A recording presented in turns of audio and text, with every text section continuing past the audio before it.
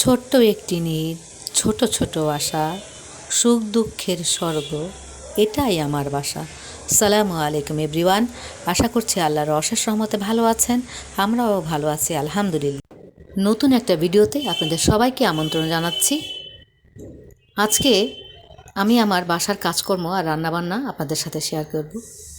যেখান থেকে আমার এই ভিডিওটি দেখবেন প্লিজ একটা লাইক দিয়ে শুরু করবেন, যাতে এই ভিডিওটা অন্যরা দেখতে সহজেই পারেন। তো সকালের অফ ক্যামেরায় নাস্তা বানানো শেষ করে এবার চলে আসলাম ঘরের কাজে। প্রথমে আমার বেডরুমে চলে আসলাম। এখন লুকিং গ্লাসটা, ড্রেসিং টেবিলের লুকিং গ্লাসটা একটু পরিষ্কার করে নিব। অনেক ময়লা জমে যায়। বাচ্চারা এখানে বসে মোবাইলে গেমস খেলে, সোনো পাউডার মাখে।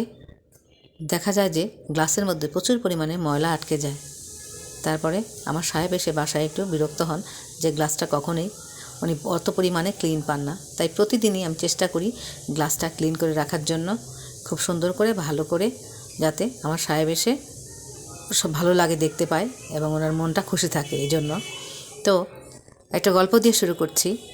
আমার বিয়ের পর আমার ছোটো দেবের আমার বাসায় বেড়াতে আসে। তখন উনি বলেন যে, বড় ভাই তোর বাসায় তো কিছুই নাই, আর আমার মেজু ভাইয়ের বাসায় অনেক কিছু আছে। আসলে তখন এই কথাটা শুনে মনে একটু কষ্ট লেগেছিল যে আরে আপনজনরাও নিজের ভুল ত্রুটি, নিজের কোথায় একটু কমতি আছে সেটা ধরিয়ে দেয়।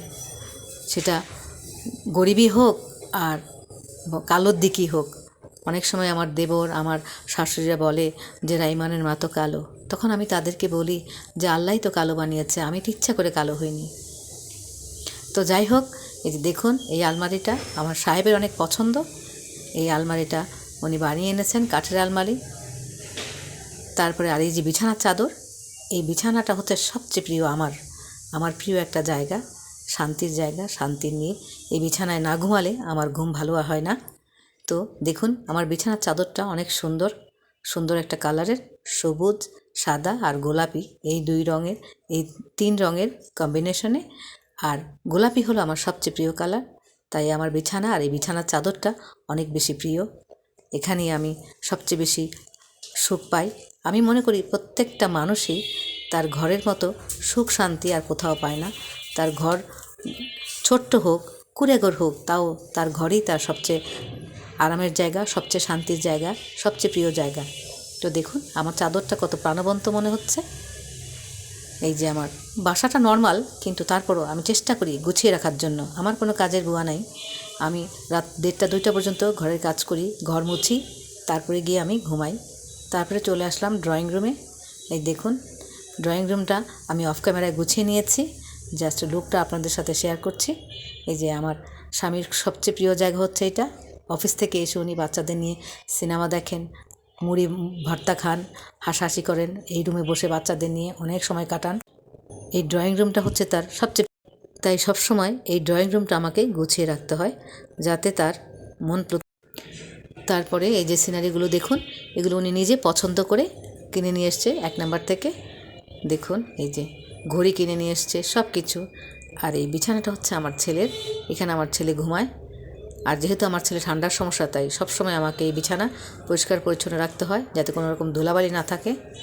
এই যে দেখুন এই আমার বাচ্চার, আমার আয়াতের প্রিয় খেলনা, তার টেডি বিয়ার। এটা জন্মদিনে তার এক আঙ্কেল তাকে দিয়েছে।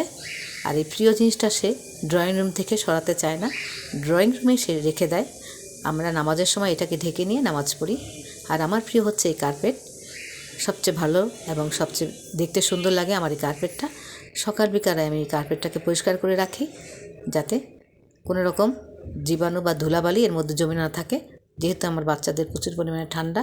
আর এই যে দেখুন সুন্দর একটা সিনারি, লা ইলাহা ইল্লাল্লাহু মুহাম্মাদুর রাসূলুল্লাহ সাল্লাল্লাহু আলাইহি সাল্লাম লেখা।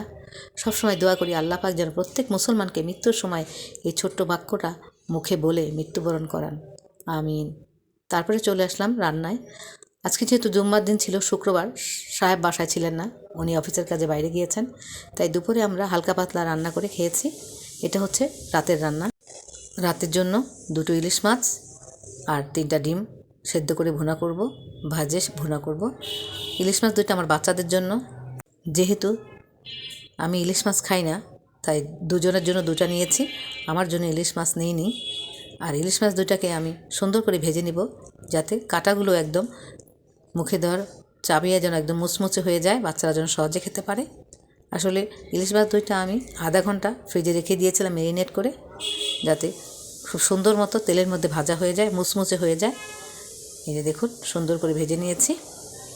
এবার তেলের মধ্যে একটু মশলা দিয়ে দিব, পেঁয়াজের কলি, রসুন আর কাঁচামরিচ। যেহেতু কলি দিয়েছি তাই আর পেঁয়াজ দিলাম না। এটাকে সুন্দর করে একটু ভেজে নিয়ে এর ভিতরে পানি দিব, তারপরে একটু হলুদের গুঁড়ো, একটু মরিচের গুঁড়ো, লবণ দিয়ে এটাকে সুন্দর মতো কষিয়ে নিব। ঝাল আহামরি দিব না, আমার বাচ্চারা খাবে, আমার ছেলে অত ঝাল খেতে পারে না। তো দেখুন এবার আস্তে আস্তে অনেক বড় বড় ফুলকপি দিয়ে একটু সুন্দর করে কষিয়ে নিলাম, যাতে একদম গলে না যায়, মাখা মাখা থাকে। এবার ডিমটা দিব ভাজা। এই যে দেখুন আমি আবার একটু কাঁচা কাঁচা সবজি খেতে পছন্দ করি, যাতে কালারটা ফেড না হয়ে যায় আর অতিরিক্ত সেদ্ধ না হয়ে যায়, এরকম সবজি খেতে আমি পছন্দ করি। আজকে এই পর্যন্ত। আল্লাহ হাফেজ, সবাই ভালো থাকবেন। আসসালামু আলাইকুম রহমতুল্লাহ।